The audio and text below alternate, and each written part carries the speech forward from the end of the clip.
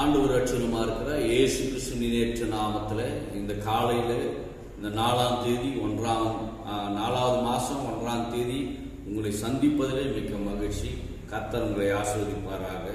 இந்த நாளிலே கர்த்தர் யோவானுக்கு இப்படியா சொல்லுகிறார், என் நாமத்தினால் நீங்கள் எதை கேட்டாலும் நான் அதை செய்வேன்றார். அப்போ அவருடைய நாமத்தினால நம்ம எதை கேட்டாலும் நம்முடைய வாழ்க்கைக்கு நம்முடைய குடும்பத்துக்கு அவர் செய்வார். சங்கீதம் 27:4 பார்த்தீங்கன்னா, கர்த்தரிடத்தில் ஒன்றை நான் கேட்டேன் அதையே நாடுவேன் என்று சொல்றார். அப்போ நீங்கள் இந்த மாதத்தில் உங்கள் குடும்பத்துக்கு என்ன தேவை என்பதை உங்களுக்கு தெரியும். அதை ஆண்டவரும் அறிந்திருக்கிறார்.